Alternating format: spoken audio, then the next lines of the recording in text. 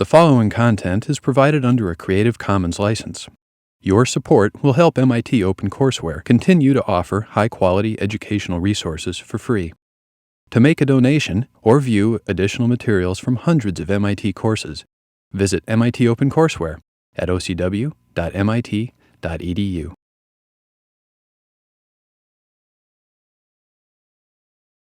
So we're talking about the purine biosynthetic pathway. Here's the pathway, and I sort of told you in this part of it we were going to go through, so at least you saw what the steps in the pathway are. The key thing is you start out with the ribose 5-phosphate, and then you build up the base a step at a time, which is completely different from pyrimidines, where you make the base and then stick on the ribose 5-phosphate.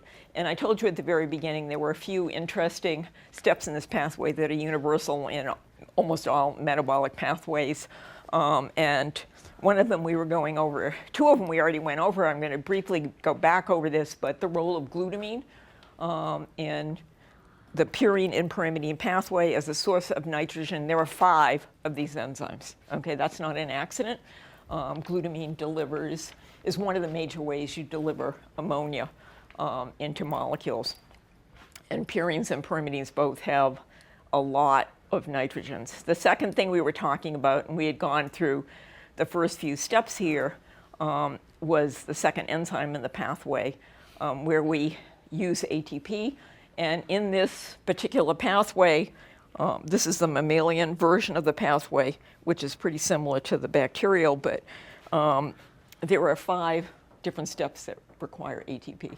And so this pathway demonstrates where you'll see how you see ATP used over and over and over and over again. So, and there are defined structures for the binding sites of ATPs. And so once you sort of have these in your brain, it becomes easy. You might not know which one of these mechanisms it is, but after you do a little bit of reading or bioinformatics, you can immediately tell what the structure of the enzymes actually are.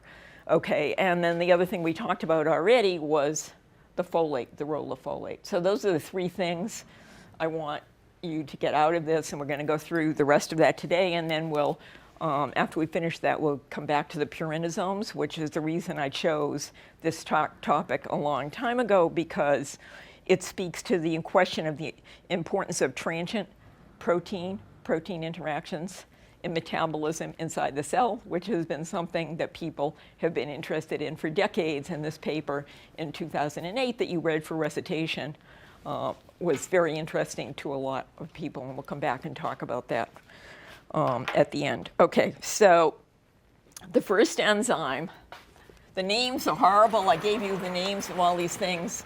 If you look at last year's exam, you will have the purine pathway with the names stuck at the end. I don't expect you to remember this, but we go from PRPP, we've already gone through this step, and the enzyme is PURF. I'm not going to write it out.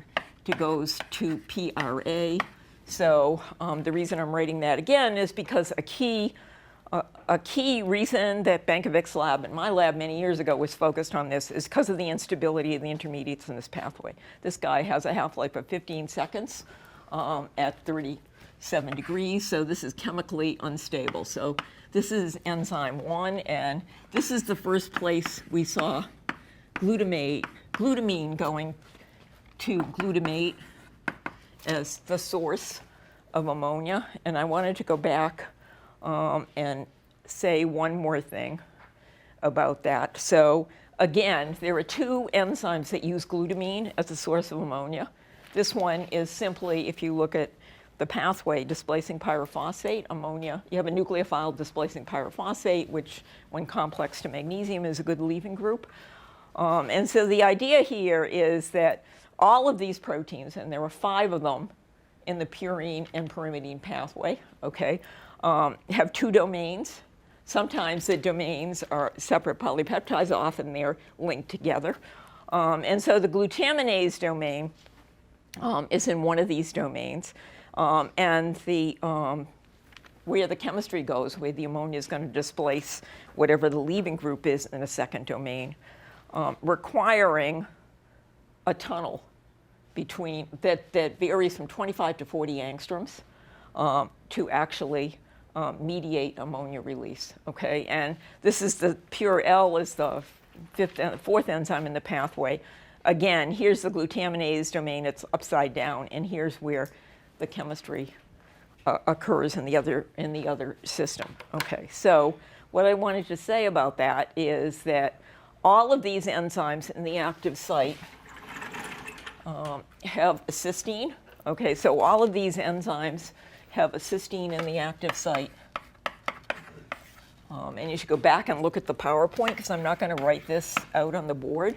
You've seen this chemistry now over and over again. But in some way, the glutamine is going to be attached covalently with loss of ammonia to a cysteine in the active site. So let me show you what the mechanism of that is.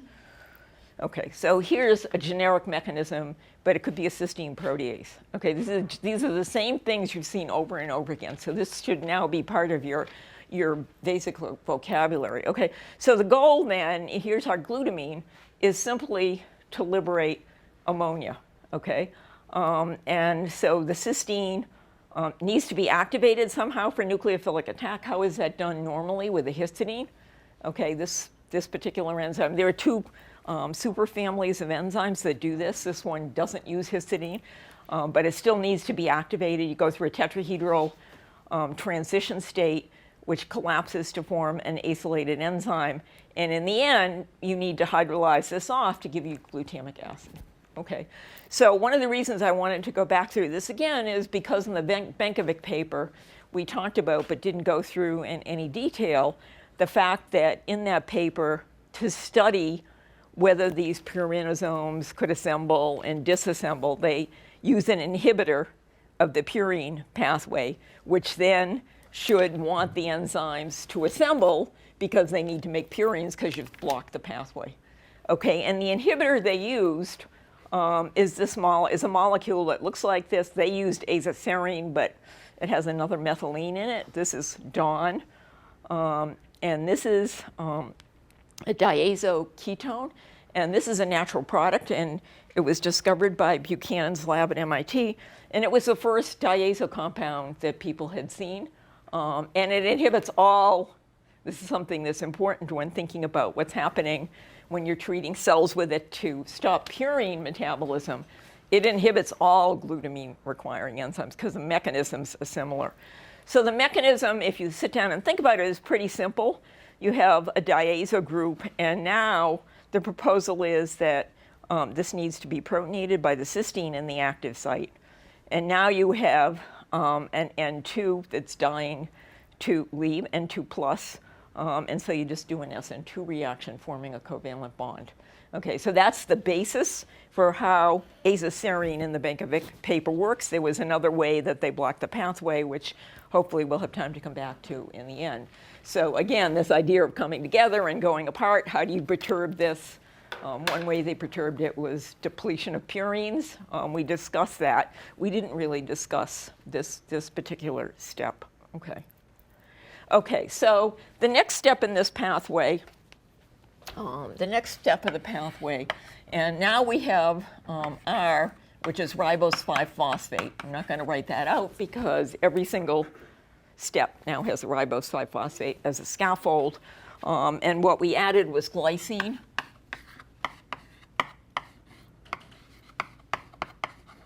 Okay, and again, here's the first time that we need to use ATP and PI.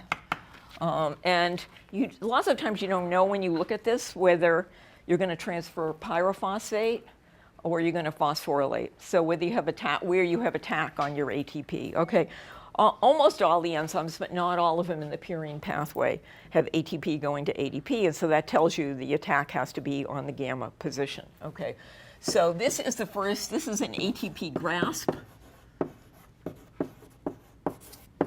superfamily member.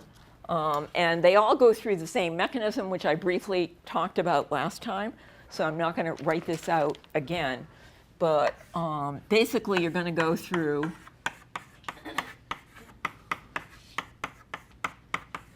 a phosphoanhydride, which is then attacked by a nucleophile. Okay? So we're converting the hydroxyl group of the carboxylic acid into a good leaving group. Okay, and you've seen this used over and over again over the course of the semester, but over here you can just, this is all written out for you. Okay, so here we have glycine, R is CH2NH2. You phosphorylate to form the anhydride. You still need to neutralize this to make it into a good leaving group, which is done in the active site. And then you can have a variety of nucleophiles that could come in and attack to form the covalent linkage. In this case, the nucleophile is not the NH3+, it needs to be converted to the NH2. This is not, the nucleophile is over here, it's phosphoribosylamine, so it's the NH2 of the phosphoribosylamine that's attacking. So again, to be a nucleophile, it's going to be deprotonated. Hopefully you all know that at this stage. Okay. Okay, so what do these enzymes look like? They all look the same.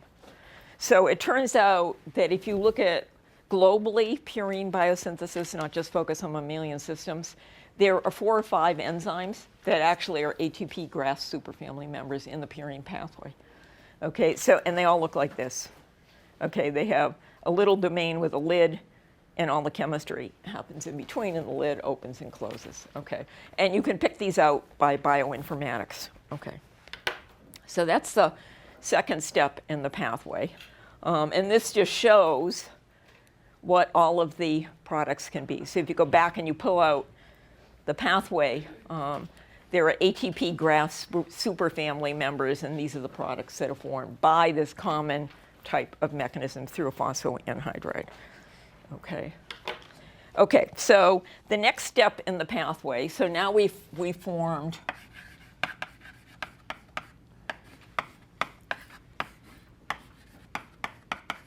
the next step in this pathway. Let's see if I put this.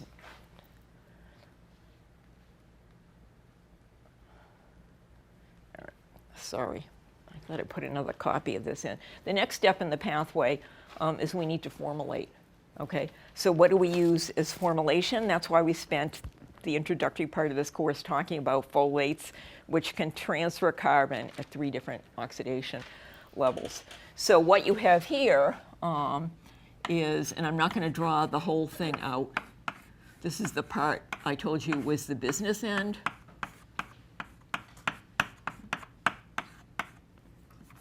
So this is N10 formal tetrahydrofolate. So theoretically, this could be either here or here, and they can, chemically, they can actually interconvert under certain kinds of conditions. But we know for the all purine pathways that people have looked at, it's always the N10. Okay. And that's distinct from methylation, where it's always from the N5. So I don't know how things evolve, but that's what the results are. So how does this happen? Hopefully you all know this without me having to write this down, but this needs to be a nucleophile, so it needs to be deprotonated. Okay, so you need a base to remove a proton, and then you form a tetrahedral adduct, and then the tetrahedral adduct high energy intermediate collapses, and the formal group gets transferred from here to here. Okay, and so this then becomes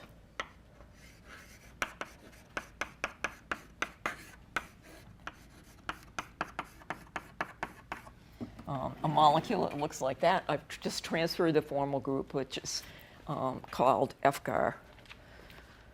All right, so FGAR, formal glycine amide ribonucleotide, horrible names. This molecule is unstable. It loses its formal group actually quite rapidly. It took them a long time to figure this out. So one of the premises of the purine pathway, because people were interested in it, is that it falls apart. When you're trying to look at metabolomics, which is the next decade, hundreds of people are using mass spec, which you guys have thought about to look for metabolites. You need to know something about the stability of the molecules you're looking for and how you separate them from everything else. So this has got to be a major focus. And most people haven't found very many intermediates in this pathway, and I guarantee it's because they break down. Okay, and so that, I think that was clear from Buchanan's work early on. Okay, so the next enzyme in the pathway, we've seen this again before. So now we're going from an amide to an amidine. Okay, that's all we're doing. So an oxygen is being replaced by ammonia. So what are we going to use? We use glutamine. Okay, so the next enzyme in the pathway uses glutamine to glutamate. And again, this is the source of ammonia. And I showed you before, there's a channel where this happens. And then this is another way you can use ATP going to ADP and PI. Okay, so this is the second kind of mechanism. This enzyme is called Purell. Okay, but anyhow, we're using ATP again. Okay, so why are we using ATP in this case? So what we're trying to do is convert this amide into an amidine. Okay, so we're converting this. Let me just.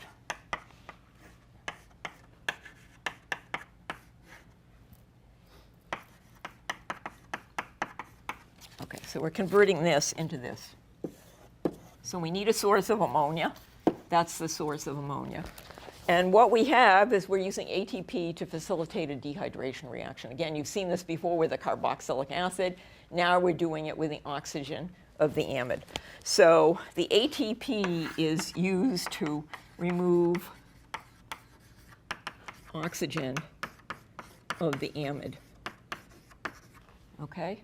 So what I'm going to show you, and then we'll come back to this again, is there's a generic mechanism for this. And so let me show you now before we move on, but the next enzyme in the pathway. So here is using glutamine, and we use ATP to help us attach the glutamine to the carbonyl. Okay.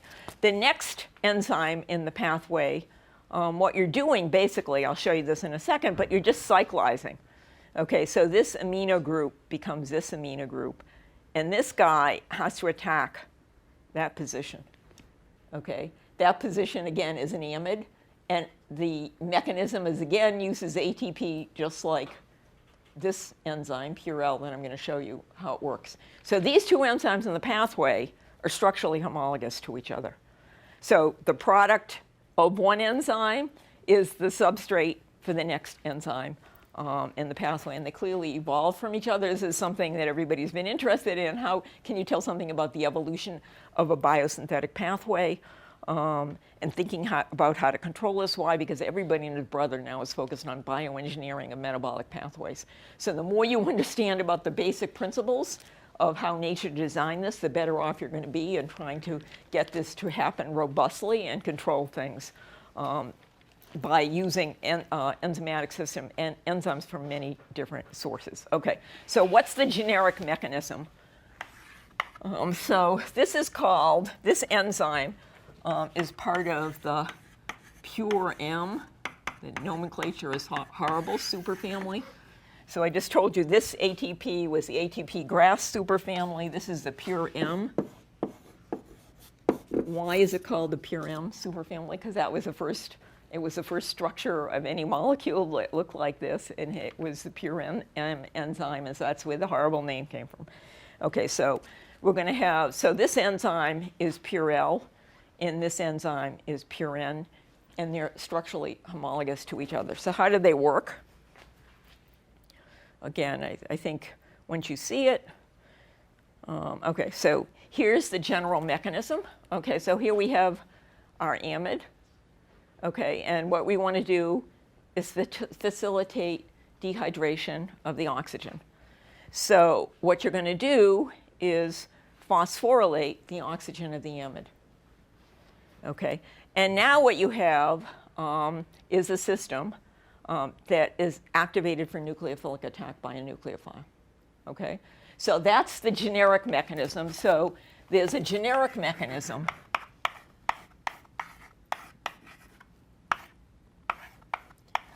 where you simply phosphorylate this.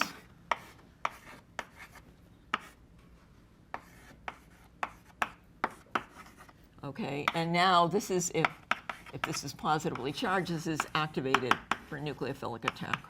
And then you lose phosphate. Okay.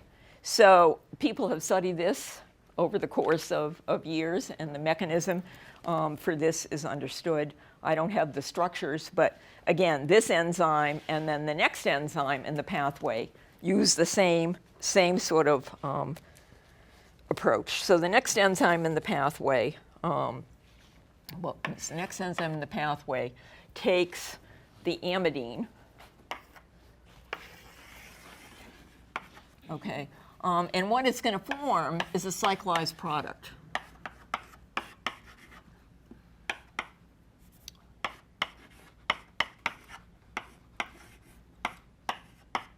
Got the structure right. Yeah. Okay, so this is amino imidazole ribonucleotide. So we finally found, remember I told you, you form the imidazole ring, and then you're going to put on the purine ring afterwards, okay? The pyrimidine ring afterwards, okay? So how does this happen, okay? So it looks sort of wonky, but what you can see is that this guy, so let's just put a box around this guy, becomes this guy. This guy is where we're doing the chemistry. So that's the one we're going to attach. We're going to phosphorylate. And so what you have here now is an intramolecular attack. So the nucleophile, instead of being ammonia, which is external, now happens intramolecularly. Okay, so in the end, after you activate this, you get intramolecular chemistry, okay? And so this was the site. This was the site that was activated in the beginning, okay? So the chemistry in these two systems is pretty much the same. And now we've got our imidazole ring. And now what we need to do is build up the rest of this system, okay? Is everybody with me, or am I going too fast? I'm probably going too fast. Okay. So anyhow, that gives you the generic mechanism for this. I didn't draw the structures all out. The folates we've already talked about, so I'm not going to talk about that again. We're going to see the folate requiring enzyme again later on in the pathway. And now sort of the pathway just repeats itself. So really, I think what's most striking, this is really an ancient pathway.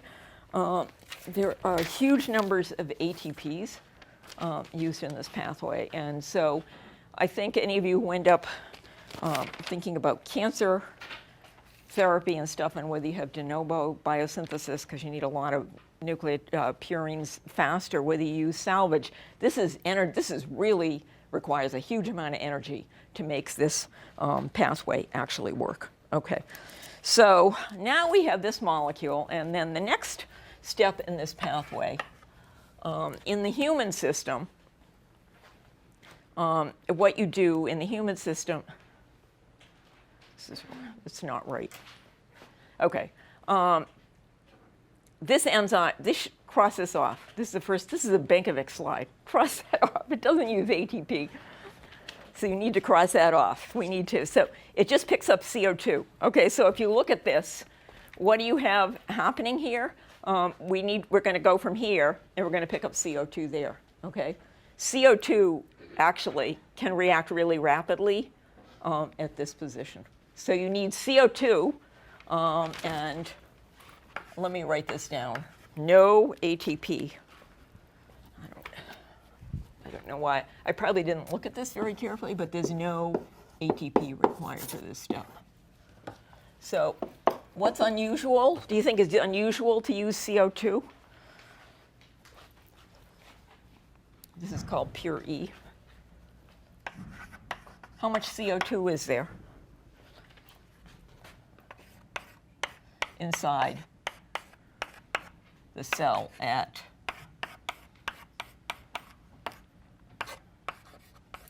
physiological concentrations? I think there's a lot or a little. Where have you seen CO2 used before? Remember fatty acid biosynthesis? Do you use CO2 in fatty acid biosynthesis? Anybody remember? The what? Anybody know how you act? Do you use CO2 directly? I mean, Well, you use bicarbonate. Okay, why do you use bicarbonate? That's where the equilibrium is at pH 7. There is almost no CO2 unless you go down to acidic pHs. So almost no enzymes use CO2. So this is unusual. That's also true. That's also true of biotin. And in fact, so this is the human enzyme, and it generates that product. In bacterial systems, it turns out that it does use bicarbonate and ATP and generates a carbamate, okay, of the same molecule. Okay, what do we know about the stability of carbonates? So why are you, number one, why are we using bicarbonate and ATP? Have you seen that before? What does ATP do to the bicarbonate?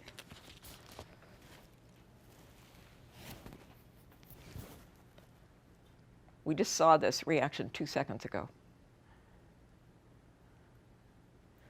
What does ATP do to bicarbonate? Yeah, phosphorylates it.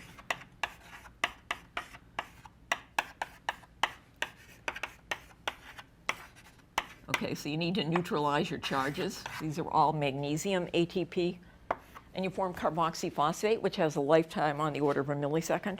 That's the way biotin is made inside the cell. So almost all organisms do not use CO2. They use bicarbonate. And to activate bicarbonate, the other reason, what's wrong with CO2? How do you hold on to CO2? You think that's easy to bind in the active site? No, there's nothing to hold on to. There's no charge. And it's symmetrical. So what nature does is put bicarbonate, which is charged, into the active site and uses ATP to phosphorylate it to form carboxyphosphate, which then reacts with the nucleophile, in this case, the amino group. Yeah. Did I screw something up? So you do need ATP? You do need ATP for the bicarbonate-dependent reaction. So there are two different reactions. This is eukaryotes. Okay, and this is bacteria. They have two different pathways. Okay, so what happens, I think this is sort of amazing, because what happens now is the bacterial enzyme then takes this and generates this.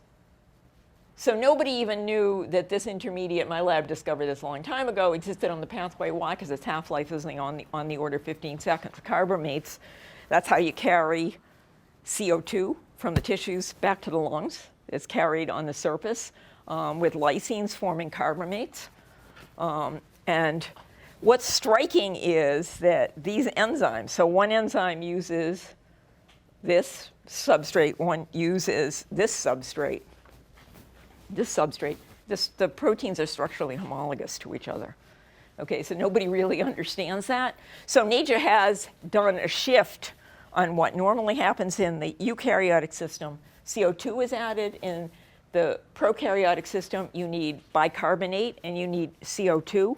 And I think that tells you something about where these things evolved, right? What's the pH? And was there enough CO2 to be able to do these kinds of experiments? And over the evolution of these systems, I think things changed. So you've now produced this molecule, okay, which is called CARE. So that's carboxy amino imidazole ribonucleotide. Okay. And then the next step in the pathway, now we only need this and another carbon to complete the pyrimidine ring, okay? And it turns out aspartic acid, which is also a major player in pyrimidine biosynthesis, this nitrogen is going to come from aspartic acid. Okay, so what are we going to do? We need to activate this carboxylate to attach the amino group of aspartic acid. How do we do that?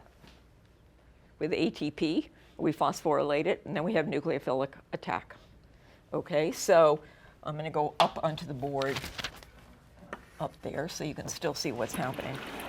So this next reaction, well, let me just put that, I'll put care up here again. Okay. So care now reacts with aspartic acid.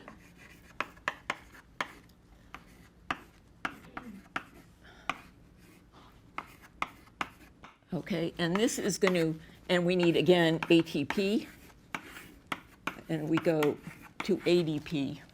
And so now what we have is aspartic acid. We form an amide linkage.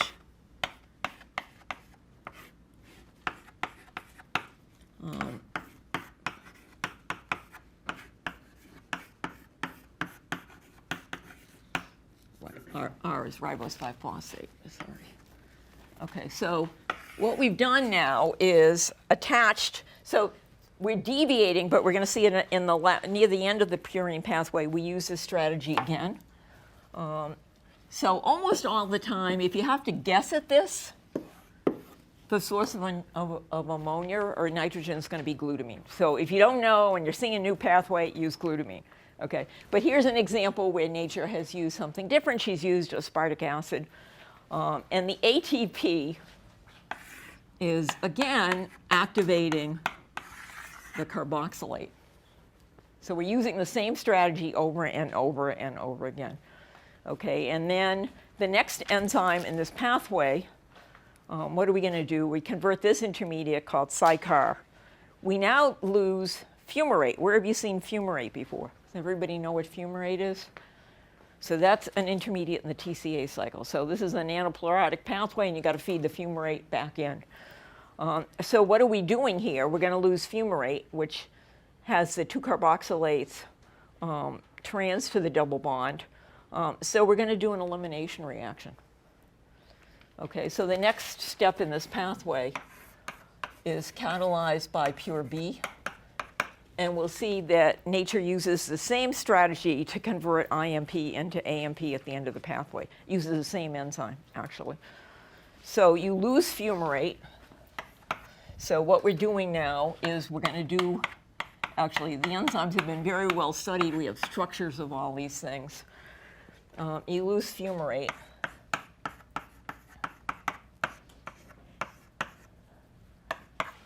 And now what we have is this guy.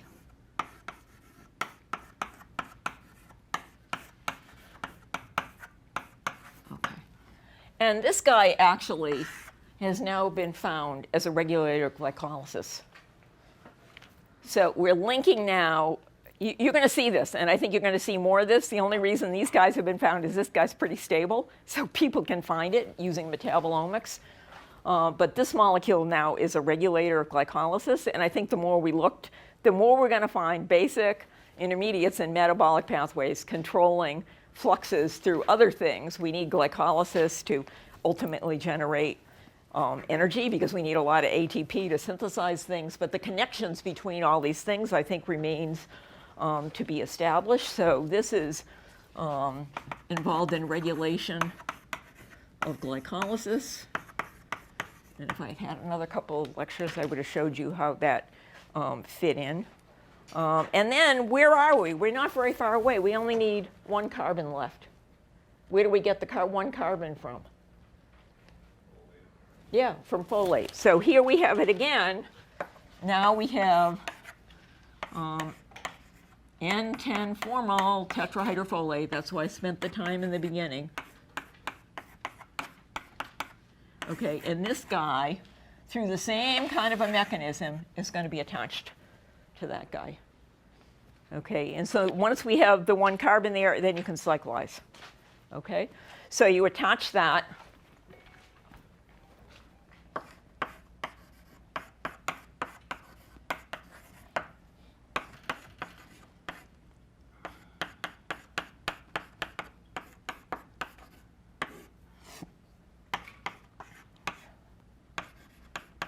Okay, and so now we're ready to cyclize and lose a molecule of water. So the last step is cyclization and loss of water to form inosine monophosphate. Okay, And so inosine monophosphate is the end goal. That's the first time we now have a purine. So we have both the imidazole ring and the pyrimidine ring generating this purine, which then is the branch point to form GMP and AMP. Okay, so both of these are going to involve 2 steps. And this tells us something about the overall regulation of the pathway. So pathways are often regulated by feedback inhibition. Okay, so the M products can come back and inhibit the first step so things don't build up. And so if we come over here, if we look at pure F, so this is a stop. So these are inhibitors, our AMP and GMP. Okay, we're going to see in this pathway AMP inhibits its own biosynthesis. And we're also going to see GMP inhibits its own biosynthesis. So what you see is ultimately we want to control the relative ratios of purines and pyrimidines, which we're not going to get to. And these are examples of simple allosteric effectors. They bind outside the active site and shut things down. Okay, and we actually understand a lot about how that works. We just don't. We're not going to have time to discuss that. So what we've gotten into through all of this is inosine monophosphate. And so if you look at the next step in this path, so if we go back here, so here's IMP, and we want to go to AMP, and we want to go to GMP. Okay, if we look at AMP, what do we see? Have you seen this before? So we're attaching aspartic acid. Where have we just seen that? We've just seen aspartic acid attachment. Okay, and what's interesting about this is instead of using ATP, it's using GTP. Is that an accident? I don't know. GTP is regulating the flux to form AMP. So again, AMP, ATP, GTP, you've seen this over and over again over the course of the semester. You saw with translation, it was all GTP. In other cases, you saw with folding, with the proteasome, it's all ATP. You've got to control all of these ratios. And so here's a place where the ratios are controlled. So how does this happen? So what are we going to do with the GTP in that molecule? So we want to go from here to here. So this carbonyl is replaced with the nitrogen of aspartic acid. What are we going to do to that oxygen? Phosphorylate it. So, and it's done by GTP rather than ATP. So what you do is you phosphorylate that through the mechanism that we just went through, that I wrote over here somewhere. Where did I write it? All right, I can't see where I wrote it, but it's in your notes. And then you then have your amino group of aspartic acid displaces this, and then what happens in the last step? This is exactly what we saw over here. We're kicking out fumarate. So this is the same enzyme. So pure B also happens here. So it's kicking out fumarate, okay? Now what about this pathway? This pathway is of great interest because it's a major target of when you have a transplant to prevent rejection of mycophenolic acids. There are many compounds that inhibit this step in the pathway, and it's widely used for organ transplant subsequent to the transplant. This is called Impd Hydrogenase. Okay, so how do you get from here to here? This is not so trivial.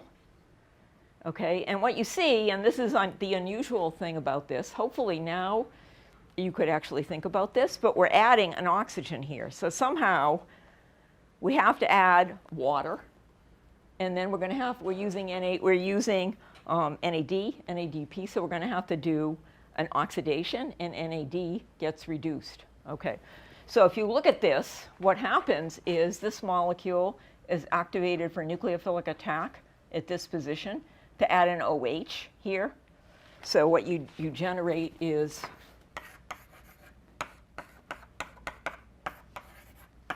okay, and then this guy needs to get oxidized by NAD. Okay, so that's an unusual step. You should go back and you should think about that. It took people quite a while to figure this out. And then what about the last step? How does this work? Where have we seen this before? Glutamine. Okay, so what we're doing is converting this oxygen to an amino group. What's doing that? I told you there were 5 glutamine-requiring enzymes in the pathway. This is one of them. So what do we need to do to this oxygen to make it into a good leaving group? We need to phosphorylate it. So use ATP to phosphorylate this, and then glutamine supplies the ammonia, and that's how you get GMP. Okay? So as an exercise, you should go back and think about these into conversions. If you have trouble, you can come back and talk to me. But I put in the on the Stellar site a new version of a chapter on purines from a book by Appling that has come out last year. In this section, it's by far and away much better than any of the others. So those of you who want to look at the chemistry of this, they've written this all out in detail. Okay, so you can pull it out and flip to that page. You don't have to read the whole chapter. You can flip to the page where they describe all of these things. So that's the purine pathway. My goal was to try to show you that everything has made from ribose 5-phosphate as a scaffold. You build up the imidazole, you build up the purine, and you use 3 types of reactions that are used over and over and over again in metabolism. And then one of the reasons I picked this topic, besides the fact that I like deoxynucleotides, which I never get to talk about, is the discovery of what we talked about in recitation 13, this purinosome. Okay, so the purinosome. What's the purinosome? You all know what it is. And we talked about some of the experiments, but the idea is that you have proteins from all over the place that organize transiently. So you have transient protein interaction that arise to the occasion. There's got to be some signaling mechanisms that they know they're depleted in purines. That's the model. They come together, they do their thing. Why would you want to do this? Okay, so the choice that everybody has looked at has been the purine pathway for this idea of multi-enzyme complexes that form transiently. And I've asked you this question in recitation, why would you want to do this? So one reason you might want to do this, everybody agrees on, and that's because if you have unstable intermediates, and these intermediates go into solution, they can degrade. So that would be a waste. Is that true? We don't know. But one reason would be to protect unstable intermediates.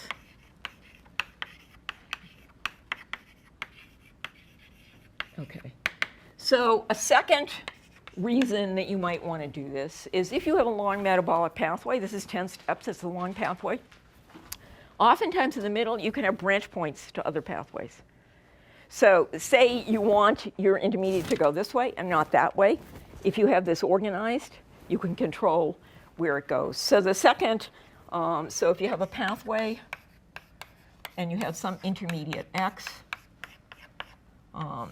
and it can go another way, so this would be a branch point. You can prevent formation going into another pathway, okay? And in the purine pathway, this feeds into histidine metabolism and thiamine biosynthesis and tryptophan biosynthesis. So there are intermediates in this pathway, and when you start looking at metabolism, you find these connections all the time. We know a lot of these connections. I don't have time to go through them, but that would be another reason that you would like to be able to do that. The reason Bankovic got into this, and that's whose work you've been reading, is he was interested in the question of whether N10-formyl tetrahydrofolate, remember we talked about all the interconversions, whether all of those intermediates were sequestered. That's why he got into it. And what is the answer? So he was interested in this question of tetrahydrofolate metabolism central to both purine and pyrimidine metabolism. And what do we know about that? In the control experiments in the paper you needed to read, what did he use as a control? He used, remember we talked about this trifunctional protein that has 3 activities. It puts on the formate, it does a cyclohydrolase, it does a dehydratase. So if you go back and you look up the enzyme in this notes, this is not in purinosomes. And that's one of the first experiments he did. It's not there. So why isn't it there? I don't know. And maybe that means that we should be thinking about these things in other ways. Okay. So in the last minute or so that summarizes the key thing, unstable intermediates and multiple pathways and sequestration. I think there's no debate about that. If you have things sequestered, can you increase fluxes through pathways? A lot of bioengineers say you can. Other people say you can't. This, to me, becomes really important in metabolic engineering. So if you read metabolic engineering papers, people will take a polymer and they'll stick all the enzymes in the pathway onto a polymer. Why? Because they think it's important to have these things in multi-enzyme complexes where you increase the effective molarity. That's something else we've talked about extensively over the course of the semester. So methods used to study this, okay, we've talked about that in recitation 13. We talked about what the issues are. In all cases, he used the enzyme fused to a green fluorescent protein. You could have problems with aggregation. You could have problems with altered activity. We talked about all of that last time. We're looking at these punctate staining. If you look at the punctate staining with one protein and another, they're widely different. The shapes of the stains are widely different. Azathioprine and hypoxanthine. Azathioprine we just talked about. Hypoxanthine, hopefully you now remember that, where are we? IMP, hypoxanthine, with PRPP.